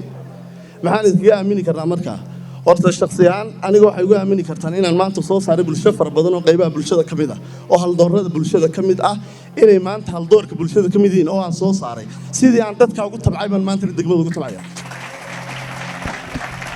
saacad baan ugu horeysiinayaa golaha deegaanka maxaa kaga duwanaan doontaan anigu ma qabo inay golaha deegaanku ee imaka joogaa aanay shaqo qabanta ma qabo shaqo wanaagsan bay qabteen waa laga yaabaa inay shaqo soo qabteen laakiin wax ka dhiman yihiin waxa ay sameeyeen ka dafri mayno oo waa ceeb taasi marka nimankaa waxaan leenahay ku talax tagi mayno laakiin annaga nin walba qorshihiisa ayuu ka sheekeynaya insha allah taasi waa taas mukhtaar roobabka waa hawl dhib jirta weeye runtii de imankaa baa la arkayaa sidaa uu sheegay walaalkay moos baa jira mooskiina magaalada baa gashay mooska waa in dib loo raraa oo dib loo raraa loo qorsheeyaa inta kilomitr dib loo rari karo meelba meesha ka dhowdahay toga laga gelin karana biyaha loo fururaa dowladda hoose macnaheedu ma aha inay baloodh ka garnaqdee shaqada waa ina habeenaya maalin socotote waa inaan mashiinna keenno biyaha nuuga biyihii fadhiistay waa in markiiba la nuuga dooxa lagu daadiyaa 5 gaari baa ku filan oo lacagteennuna ay goynayso biyaba waa inay fadhiistaan maxay biyaha u fadhiisanayaan waa hadday dhacdo ina biyo lagu soo tararmaan taasina waa taas nimco maxamed bridjka u dhexeeya ceelgoon iyo bridjka anigu fishin fiican baan ka haystaa bridjyo kalena way jiri doonaan anigu waxaan hayaa fishin aad u qurux badan haddaad doonta iga hadabo daabshiil iyo telesom iyo dadka la midka ah bridjka intay dhisaan ayay lacagtiisana sanad ama 2 sano ku helayaan sidee dhaha checkpoint baan u dhigayaa maalin walba inta gaadha marta lacagta bixinaysaa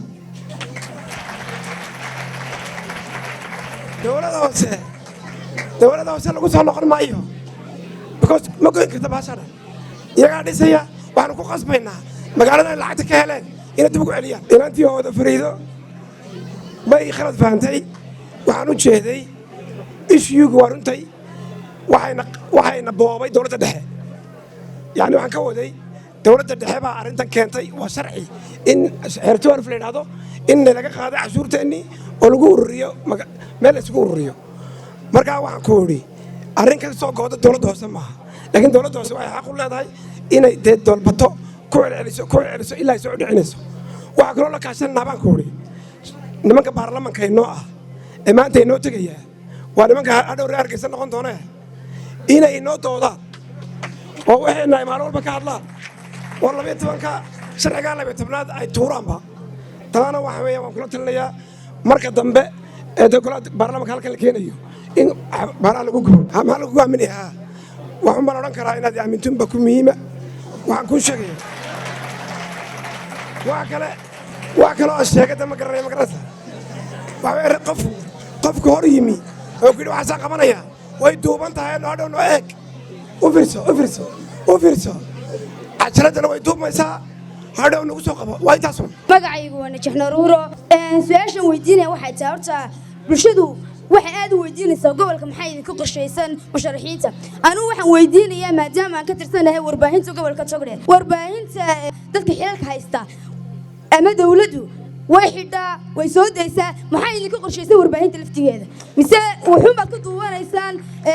oo faa'iidaysi bay idiin tahay ugu horrayn magacaygu waa maxamuud ina maxamed oo ku magac dheer jeesto su-aashaan weydiinaya waxa weeye 3 xildhibaanba xildhibaan kastaba waxa uu sitaa in ku dhow ama ka badan 20 qodob oo uu doonayo bulshada iyo degmada Burco in wax kaga bedelo inta ugu badan waxaynu ognahay awoodda dowladda hoose ama degmada waxa ku shaqaysta maayirka haddaba adigu xildhibaan ama musharax haddii aad maxaan ku 20kaaga qodob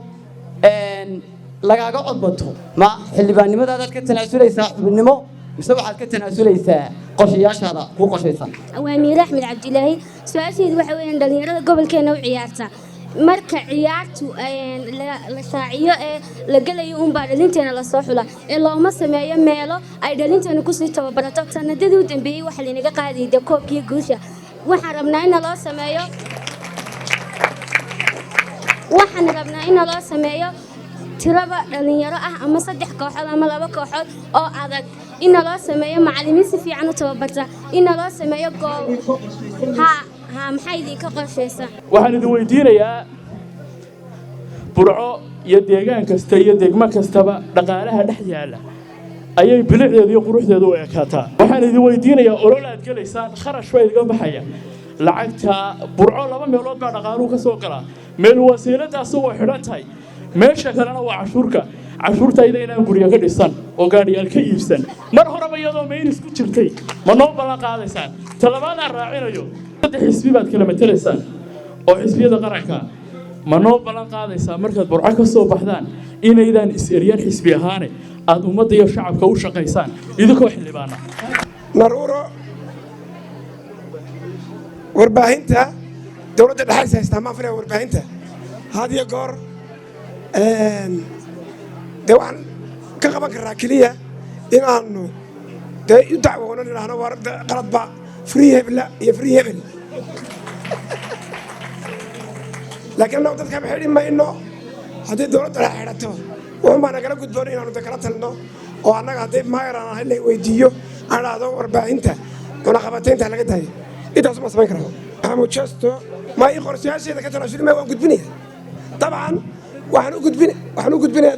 maayarka anagu iminka waxaanu ka hortegaynaa 13 iyagu inaanu one man noqon meeshu absolutekaas waxa weeyaan waa bayna shuuraa weye waynu shuuraysanaynaa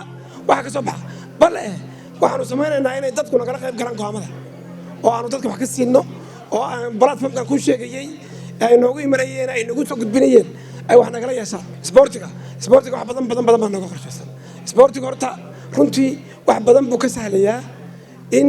ay dadku balwado iyo balaayo iyo qaad iyo rugmad iyo dhallinyarada wajuuda quruxda badan leh inay helaan meelo ay ku ciyaaraan entertainment ku helaan aad bay muhiimadda ugu weyn weyn waxaan samaynaynaa xaafad kasta oo dee mataqaanaa ku u qalantay inay garoon hesho garoomadu maa kii waaweynaa uune 11 galayeen sida ilan isla dhammee iyo alamse iyo maaha garoon xaafadeed baa jiri doona garoon xaafadeedkana waxaanu u soo bandhigi doonaa xaafadda naftigeeda marka isboortiga waa dhiiri gelinaa insha allah su-aasha uuna weydiiyo jeesto ee ah haddii afkaartiinu shaqayn weydo ma ka tanaasulaysaan qorshayaashan faraha badan ee soo gudbiseen maanta saaxiibadeeda sharaxan 39 musharax waxay u muuqdaan rag aqoon-yahanaa rag aan isku diidayno afkaarta ama waxa weeye wax u qabadka degmada burco inayna ku jireen saa daraaddeed ka tanaasuli mayne degmada burco waan ugu hiilinaynaa afkaarteeda amiira goobaha ciyaaraha iyo maxaa la yidhahdaa sportiska in la dhiirigeliya oo muhiim horena waan u sheegay goobaha sportiska waxaynu u sameynaynaa goobo gaara oo ka ballaaran goobahan ay hadda yihiin iyo kooxo adag oo magacii sportiska ee gobolka togdheer soo celiya oo dhammaan ay ku midaysan yihiin togdheer oo dhan waan soo koobkoobayaa suhayb cashuurta laga qaado dadweynaha ma idinkaa gurya ku dhisanaya mise gawaadhi ka iibsanaya cashuurta gawaadhina ka iibsan mayno guryana ku dhisan mayno ee cashuurta dadweynaha waa u xafidaynaa si aan hore ugu ballan qaadnay iyagaanan wax ugu qabanaynaa waxaan u malaynayaa su-aaluhuba intaasay ku koobnaayeen waxaan ka soo qaadanayaa kolley su-aaluhu isku dhow yihiin laba su-aalood baan soo qaadanayaa labada su-aalood baan soo qaadanaya waxa weeye su-aasha maxamed weydiiyey ah fikirkaaga ma ka tanaasulaysa hadduu meel mari waayo kooramku kaa cod bato oo markaa baahidaad soo bandhigtay mid ka duwan la meel mariyo kolley maxamedow dee fikirkayga mar iyo 2 iyo 3 iyo 4 waa soo bandhigaya marka insha Allah taala marka soo celceliyo dee maalinunbu meel mari laakiinse marka horeysa haddaan cararo dee waxa ma soo kordhin marka insha Allah taala juhdi baanu gelin doonaa baahida burciyo fikrada nagu jira sidii aanu meel marin hadii la ka dhigo su-aasha kale waa Suhayb weeye Suhayb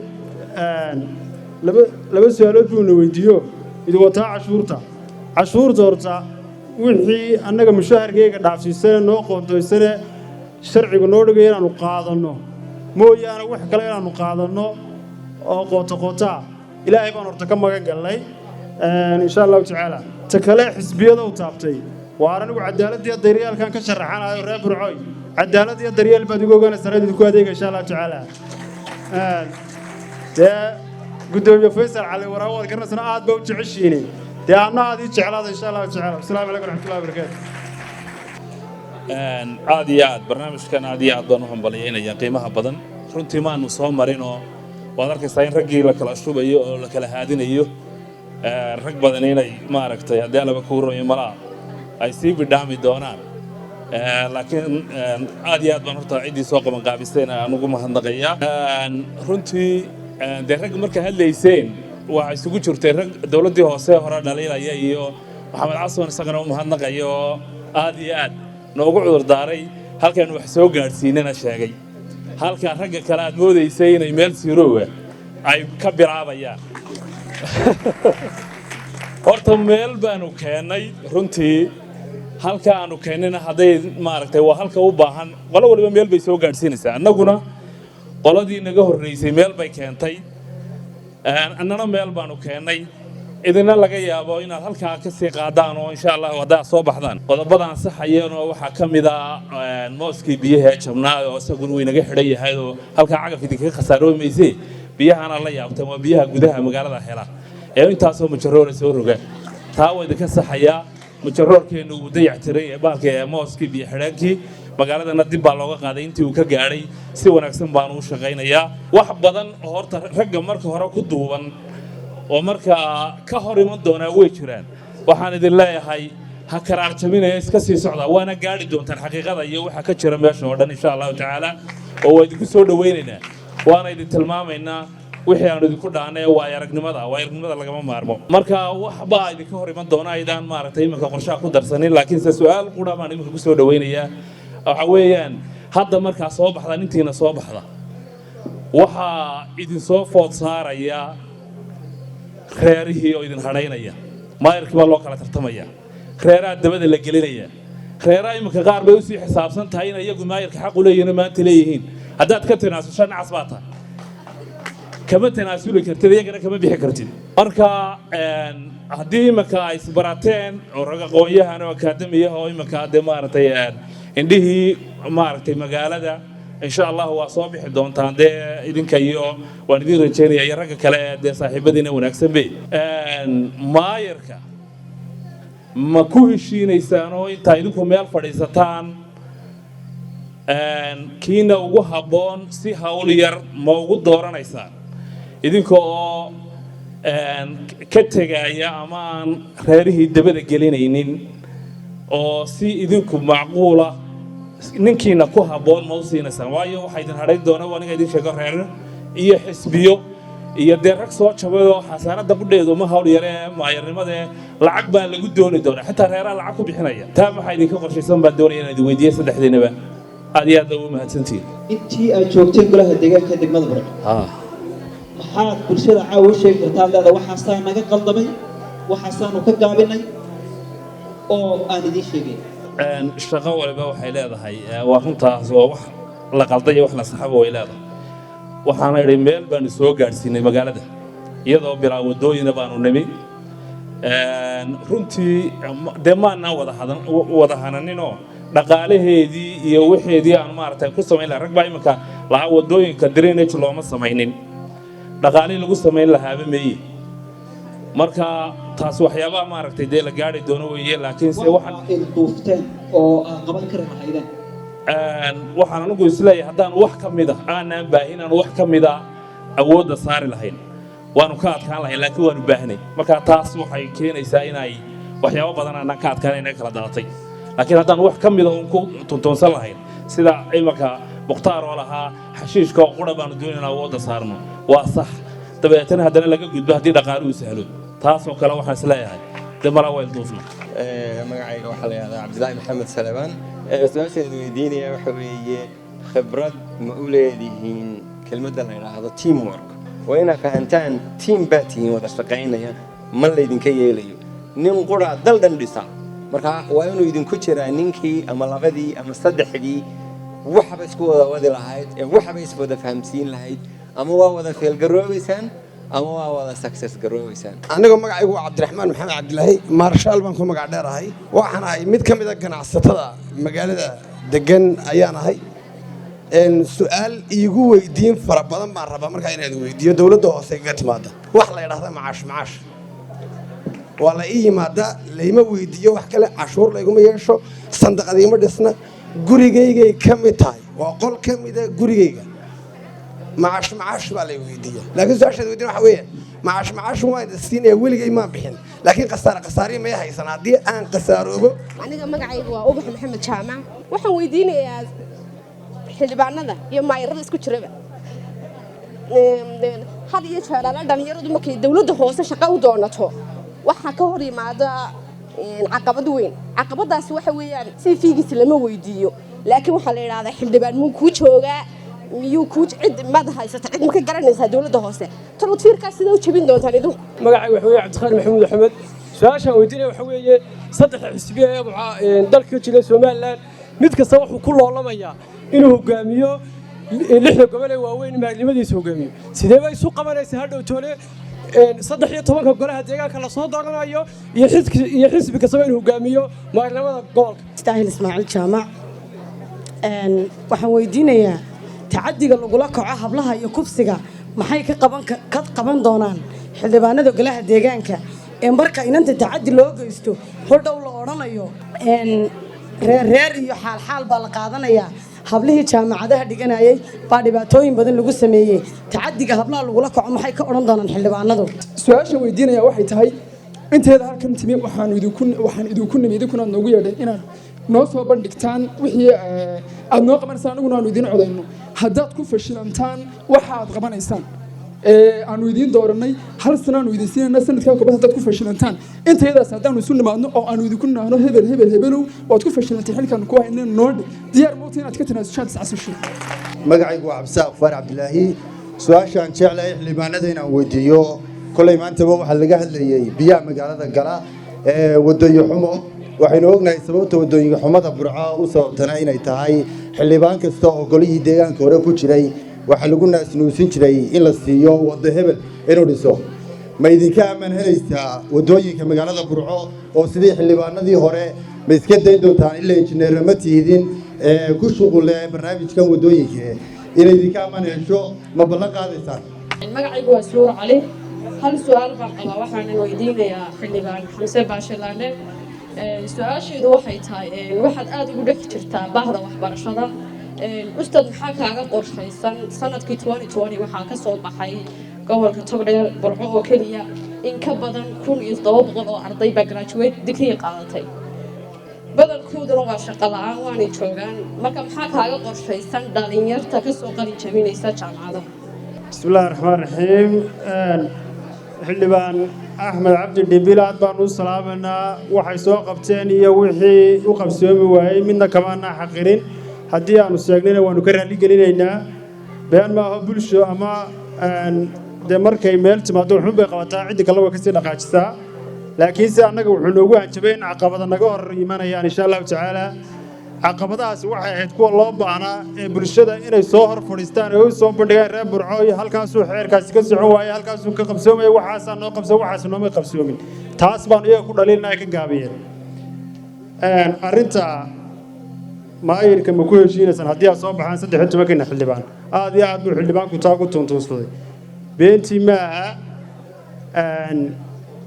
aqlabiyad iyo reero iyo nidaam iyo waxba iska jira ma ku heshiinaysaan baa meesha taalla xaqiiqatan anigu waxaan qabaa 13 xildhibaanba reer burco waxaan ku ka ducaysteen noqon 13 xubnood oo idin daacado idinka dantiina meeshoo yimi 13 xildhibaan haddii ay isu yimaadaan ayaa lagu heshiinayaa laakiinse habeenka lagu dhawaaqay la soo baxo haddii kulmiyada dacal ka soo cudna dacal ka soo wadana dacal ka soo odayaashina dacal ka soo carraan cidina ku heshiin mayse meesha aqlabiyadu bartu baa la marayaa team worka odaga qurba jooga ku dheeraaday barnaamijyada noocana isagana waxaan u malaynayaa aad iyo aad baan ugu mahadcelinayaa ciddii kuwan kanan caaw fadhiniyo kuwii horeba soo qabanqaabiyey 39 xildhibaan ee burco ka sharaxan waxaan u malaynayaa inay 39 kuba ay hal caaw isu garanayaan taana waxa fududeeyay reer burco haddii laakiinse nin waliba kaambeynka dacalkiisa ka soo geli lahaa annagoo geelkiisa dowladda hoose isugu mala dee nin waliba wuxuu laqan lahaa dacal buu ku dhufan lahaa laakiinse aragtidii iyo 39 xubnoodba way isku dhow yihiin 13 soo baxaana inaanay ku fashilmayn baa qabaa inay tiim ka shaqeeyaan arrinta inay keena weydiiyey macaashka de waxay hortay halkaa martay ustaad maayir meelo tagto ka soo dhergta cabdiraxmaanow laakiin macaashka dee waxa la habar ala barida xeradeeday ka aragtay xeradaada laga arkayna macaash laga qaado intaasna kaga baxaya assalaamu calaykum waraxmatullahi wabarakaatu waayay su-aasha ku xigtaa waxay tahay inanta ubax la yidhaahdo inay weydiisay shaqaalaha marka la soo doonto shaqo loo soo doonto dowladda hoose waxaa lagu yidhaahdaa xildhibaan ma kuu joogaa meesha horta way kooban yihiin aada uma badna shaqaalaha jooga dowladda hoose se lagu xidhi maayo sidaan horeba u sheegay cid lagu xidhi mayno guud ahaanna waxaa weeye gobolka togdheer oo dhan aqoon-yahankiisa iyo dhallinyaradiisuba inaan shaqa abuurka u sameyno ay ka qayb qaadanayso dowladda hoose iyo ganacsataduba midna aanaan ku xidhayn ee keliya ay ku xidhmayso aqoonta uu u leeyahay waxaan uu qabanayo iyo aqoonta uu sito ee meesha ay ka baxayso reernimadii iyo waxa weeye cidima kuu joogtaa su-aasha uu ina weydiiyey cabdiqadar ee ah saddexda xisbi sidee bay u wada shaqaynayaan taa waxaan qabaa saddexda xisbi mid walba mabda' buu leeyahay laakiin wax u dana baa jira oo ka dhexeeya oo ah in la wada ilaashado danta guud ee ka dhaxaysa ummadda ama waxa weeye degmada ama dalka oo dhanba ka dhaxaysa saddexda xisbi inta ugu badan way ku heshiiyaan danta guud ee dalku leeyahay ee kuma heshiiyaan fikrada gaarka ah waxaanan qabaa inaan ku heshiinayno oo aan hoggaan u noqonayno haddaan xisbiga kulmiyanahay su-aasha saddexaad ee uuna weydiiyey aadan haddaad ku fashilantaan shaqada aad degmada u haysaan mana soo hor fadhiisanaysaan ma odhanaysaan shaqadii waan ku fashilanay waa sax waa su-aal loo baahan yahay waana wax loo dadweynaha u baahan waxaan halkan u nimino waxa weeye inaan dadka wax u qabanno haddaanu dadka waxba u qaban weyno dadka hortooda inaan soo fadhiisanno aan sheegnay waxaan qaban weynay iyo sidaan wax u qaban weynayba waa ballanqaadan istaahil tacadiga hablaha loo geystay kufsiga waxa weeye zero tolerance wax leedahay ma la aqbali karo in hablaha barco dhexdeeda lagu kufsado wax la aqbali kara maaha anigu hablaha dhalay inantaysaan uga damqanaya inan walo soomaaliyeed baa uga damqanayaa waxaanu tayayn doonaa booliiska waxaan ballan qaadayaa inay habluhu habeenkii iyo maalintii isku si qoomaraan haddaad ku fashilantaan anigu waxaan ka ballan qaadayaa fashilku kama iman kara un xildhibaanada dadku ka iman kara dadka shicibka waxaan ballan qaadayaa haddaan qorshahaygu socon waayo anoo maayara inaan isxasilo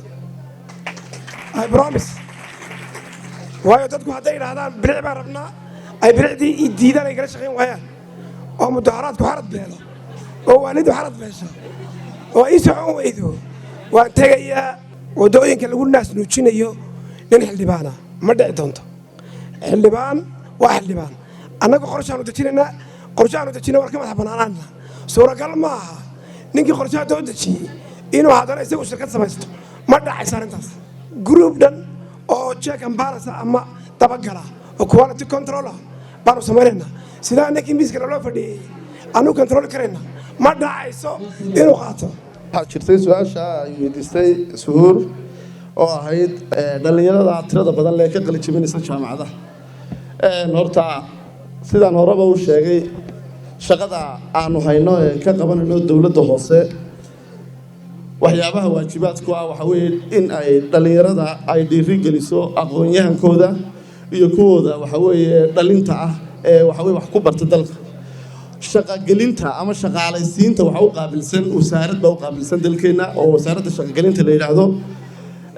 waxaan ku dhiiri gelinaa kalana qayb qaadanaynaa kulana berber istaagaynaa annagoo kaashanayna wasaaradda shaqagelinta in ardayda ka qalin jebisa jaamacadaha gaar ahaan jaamacadaha burco ka midka ah inay la shaqaalaysiiyo oo aan ugu hiilinayno ardaydeena gobolka ka midka ah inay xarumaha dowladda ee ka dhisan gobolka ay ka shaqeeyaan oo wasaaradda shaqagelintu ay shaqaalaysiiso ardaydeena ka qalin jebisa si ayna ardaydeenu ayna u noqon qaar ka niyad jabo waxbarashadii marka taana waan kala shaqeynaa wasaaradda waxa weeye qorshe shaqagelinta barashka maxamed xamse iyo muqtaan dowladda ay cawanka ku soo bandhigeen buugsiyaasadeedkooda ay ku tartamayaan golaha deegaanka ee degmada buro sidaad arkaysaa maxaa kaaga soo dad dhisan baan u arkaa oo aan oday u noqon karo marka waxaan leeyahay xamse iyo cabdiqaniba dood fiican bay ahayd bas inay ka saaraan oon qolqoljoog iyo qurbajoog iyo barashaantaan oo cawa halkan uga fadhiya dooda ay halkan ku soo bandhigeen sidee kugu muuqata maxay taada geli inta ugu badan horta waan isoo shabahaynay oo dhammaan waxyaabahan ka sinay waxa weeye waa horumarinta degmada barnaamijka saddexdeeduba aan meesha ka jeedinay aan bulshada u jeedinayna wuu isu dhow yahay oo dhammaantii wuxuu ku soo uruurayaa in degmada maanta degmadeenna burco loo shaqeeyo ee aan laga shaqaysan laakiin waxaan filayaa maanta waxaa murashaxiinta ku fara badan qurba joogta oo waxa weeye kaga badatayba waxa weeye dadkii meesha joogay qurba joogta saa uu sheegay maxamed waxay ka mid yihiin dee waa dadkii u dhashay deegaanka waana xaqna way u leeyihiin inay ka tartamaan laakiin waxaan ku xigsan doonaa inaan maamulka degmada rag xogogaal u ah oo waxa weeye degmada jooga oo aan marnaba degmada ka bixin inay xilka ay qabtaan hoggaanka u qabtaan sida anigoo kale saaxiibadan garabada fadhiya runtii afkaar wanaagsan oo odhaah wanaagsan iyo mabda burciyo waxaan la jecelahay baan soo bandhignay waana ku ixtiraami aragtooda waanu ka midaysanahay waxaan yara taabanayaa uun su-aal maxamed casaanu midid ku kala duwan wuxuu yidhi su-aasha inkastoo isagu ka jawaabay anigoo aan xaq weynin ka jawaab waa iscasilaya haddii aan ku kashifano waa arday maxamed casan baasaboor buu istaagay hadduu kashifo waa iscasilaya waa runtii laakiin anagu ma haysano baasaboore maar iscasi meel baanu idinkula dhibananaa wasalaamu calaykum raxmatullahi wabarakaatu gabadhaada maxay kaga duwaneen adiga mukhtaar ahaan gabadhaada maxay kaga duwaneen ama waxaan caawa siyaasadda soo bandhigta siyaasadeedkan caawa soo bandhigta ku kaga duwaneen wallaahi aniga bug siyaasadeedkan soo bandhigay ee odhan kara saaxiibada waan kaga doonay waxa weeye waxaan aad iyo aad ugu xeel dheeraaday inaan magaalada ka saarayo xoolaha inaan gowraca xoolaha meelihii ugu habboonayd ee loogu talagalay la geynayo waa inta anigu aan sheegay ee aan qabo inay aniga igu koobnayd laakiin aan saaxiibaday soo bandhigin labada aragtiyoodba waan arkayay gacigu waa liimaa cabdisaaq ibraahiin ka mid ah dhalinta gobolka togdheer etoobiyaanku dalka way joogaan magaalada xaafadaha ugu foosha xun leh xagga hadday noqoto xagga muuqa iyagaa degan dee maxaa idinka qorshaysan dadkan ajaanibta ee dalka jooga aan cashuurna laga qaadin ee dalka jooga etoobiyaanka sida xaqiiqada ah dhammaantiin waxaanu aaminsanahay wada ognahay xildhibaan kastaba reer muddo wada ku haya hadhow toole waxa weeyaan reerkiiba bartu ku mina adeerkaagii ku soo saaray xildhibaanada kaa soo dhex saaray ku soo xulay baa ku imanaya hadhow toole dhul buu ku weydiisanaya adeerkaa dhibcad ku qancinaysa yaa dhul buu kaa doonaya oo wax ku qabtay magacaygu waxa weeyaan caasha cabdiraxmaan aadam caafimaadka gobolka togdheer waad ogtihiin maanta xaaladiisu xaggay marayso inuu isuduwihii dhammaa isku casilay arrinta caafimaadka gobolka togdheer iyo halkay ka taagan tahay marka guud ahaan caafimaadkii gobolka togdheer maxaa idinka qorshaystay gaar ahaan caafimaadka hooyooyinka iyo dhallaanka oo ah wax soo saarkii bulshada sidoo kalena ah baabulooyinka ugu badan ee cashuurta laga qaado maxaa idinka qorshaystay waa mahadsantihiin su-aashaan weydiinayaa waxay tahay sidaan wada ogsoonnahay amaynu ognahay waxaa jira musharaxa kaa fadhiya iyo musharax goorag deegaanka ka mid ah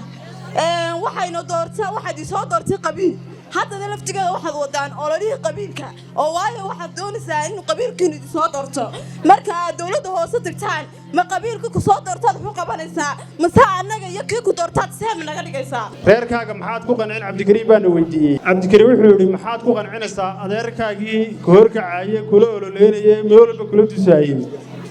waxaan ku qancinayaa maalinta aan soo baxo anigu reer ma matelo waxaan ahay xildhibaan golo deegaan oo burca u siman tahay oo reer burca marka taa waxaan ku qancinayaa inaan u simanahay bulshada gobolka togdheer su-aasha labaad caafimaadkaan inantaasina weydiisay runteed way jirtaa mas-uulkii gobolka ugu dambeeyey isku casilay wuxuu isu jiray dunuufo jira awgeed buu isu casilay waynu la aragnaa laakiinse insha allahu tacaala annaga wixii kalaanka yaga ah ee wasaaradda caafimaadka inaana waxba iska xistiyayn runtii imakana nin aqoon-yahano dhallinyaraaba loo soo magacaabay runtii musharaxiinta wuu soo baadi doonay axwaal badan baanu kala qaadanay inaannu isu baahannahay baa muuqatay markaa waxaan qabaa haddii labeenta gobolka iyo mas-uuliyiinta gobolka ay dhallinyaro u badato insha allahu tacaala ajenda kastii mabdac kastole inuu meel marayo taana mudnaanta gaara baanu siinanaa aad ka dhawaajisay hooyooyinka iyo dhallaanka asalaamu calaykum raxmatullahi barakaatu su-aasha nimcayna weydiisay ee ah qabiilka oo waxaa ku ololeynaysaa qabiil hadhow toolo markaa meesha tagtaanna qabiil baad u joogtaan waxaan leenahay hortaa sistamka dowladnimo in hadda ku jirno ayaa keenay in reer loo tartamo ama reer aad ka soo baxdid laakiin markaynu nimaadno sistamkaa aynu soo dhaafno waxaynu samaynaynaa oo imanaynaa waxa weeye inaynu ka baxno qabiilka annaguna qofkiina soo doortay iyo kii aanna soo dooranba waxay noo noqonayaan qof ama laba qof oo noo siman khaasatan anigu waxaan isu arkaa mid ka fog qabiilka haddaan ka mid ahay baxdii waxbarashada oo bahda waxbarashada qabiilkaba ay ka fog tahay oo qabiilka kuma xisaabtanto maanta dadka ugu badan ee aan is leeyahay cod iyo cududba way ku hayaan waa waxbarashadii sidaa daraaddeed ololahayga kuma jirtaba inta ugu badan inaan qabiil ku ololeeyo ee waxaan u ololeynaya waxa weeye waa bahda waxbarashada iyo guud ahaan degmada Burco wayna ii sugnaanayaan oromadii baa hadhay horta in cid loo martiyo annagaa soo marnay markaa dadkan horta hay-addan oo immigration laga qaabilsan immigrationkaas baa inay joogaan iyo inay la mastaafuriyo iyo inay shaqaystaan iyo inaanay shaqaystaan iyagaa ku shaqale annagu dowlad hoose ahaan haddaanu aragno iyagoo shaqaysanaya waxaanu ka qaadanaa cashuur sharcigooda waxay meesha ku joogaan immigrationka shaqa ku leh ma imika dan ma joogay anigu imika ma joogay markaan imaado waan ka qaadaya anigu hadduu shaqaysto sidaas oo kale cashuurtan ka qaadaya